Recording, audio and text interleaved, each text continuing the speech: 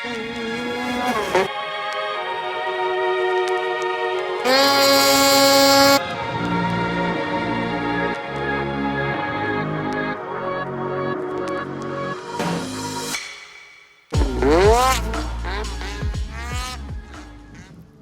feeling pretty fancy, guys. I have a work table and I've got a snowmobile lift. This is fancy.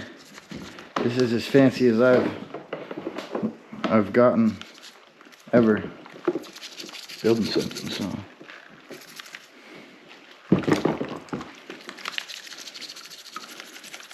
oh, parts washer.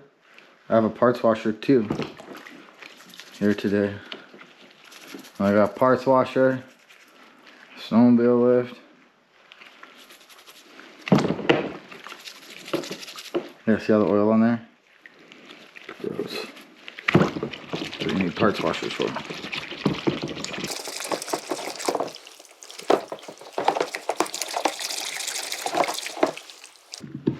So I think in a snowmobile like this, you know, with the track speed I'm talking about, if I'm just like talking bullshit out my ass, and I don't know that any of this matters, but if this thing's gonna really lay down the track speed like I think it's gonna, boy, bad bearings cause you problems and tear things up fast. You know, there's lots of YouTubers up there right now with some big, powerful two-strokes. And I've definitely been hearing the 300 horsepower number thrown out there a lot with two-strokes, which, man, that, I'll tell you what, if that's the case, if they're really out there with some two-strokes like that, that's some power. Can't really imagine that I would win an uphill drag race with one of those if they're really putting out 300 horse. Now, if I'm really putting out 300 horse, which I don't think I am, I think that this M10 Nytro on 15 to 17 pounds of boost, pump gas, should make 240.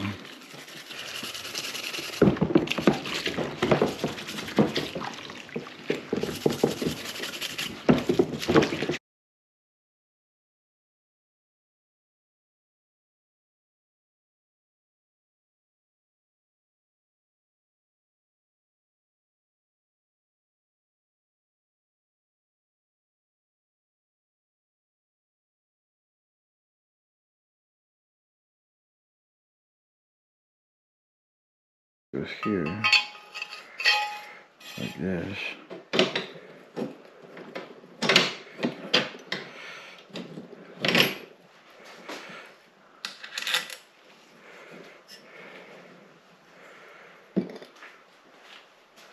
It's so stupid. What is happening with this? They just not have the right size bolt. I'm 99% sure they could not source the correct length bolt, so they just do you dirty like that. What about the bolt back there we didn't use?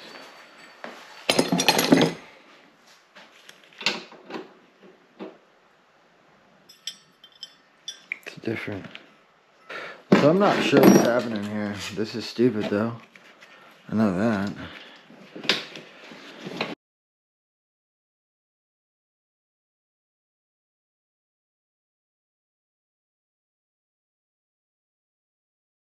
I think CR Racing did a few lightweight things on this, and as I kind of realized what they were doing, I started swapping the stuff out. Like, these are some blocks that use to adjust this, I think for more ski lift or less ski lift, but I think CR Racing just decided this is the spot where it ought to be for kind of the best all around. So they made this little piece that just kind of locks it in there, and I got that on the rails when I bought them from eBay. I bought a couple parts off eBay that I just happened to find that basically allowed me to rebuild this skid. The rails I found on there, couple other parts. I think I spent about $300 on all the stuff off eBay just to get this skid going, and then probably another $60 in bolts, just because, you know, I used some new lock washers, some stainless stuff.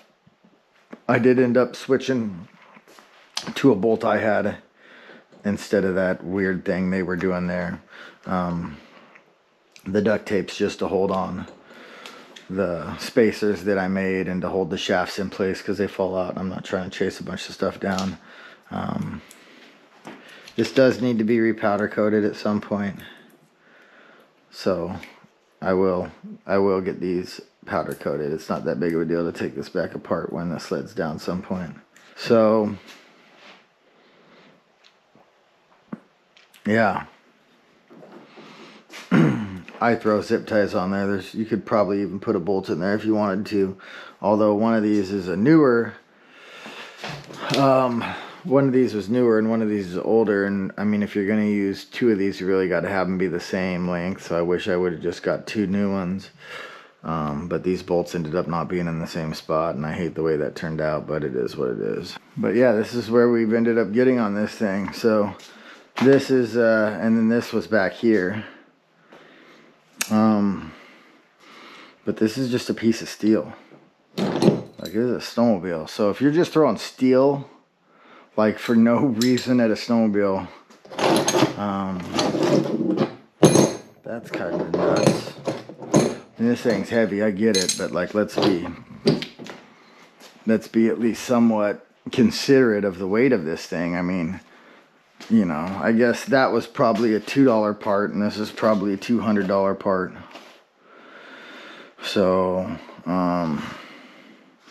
yeah, I don't know if this is gonna fit there or not, but I thought this could work nicely. So we've still got some goodies to open up for this build here. This is going on right now. There we go. Some eye scratchers, because what is a rear suspension without eye scratchers? I'm not gonna open these yet. You guys are gonna have to wait until a little bit down the road, maybe another video. But I've got more stuff from RSI that goes on this build. Where is this from? This is from Munster. Well, surprise is out on that. You guys can probably already guess what's in that one. But we also have a box that's about 29 inches long from Cheetah Factory. So I'll open those possibly later tonight. We'll see how far we get. We will start by seeing what we got here.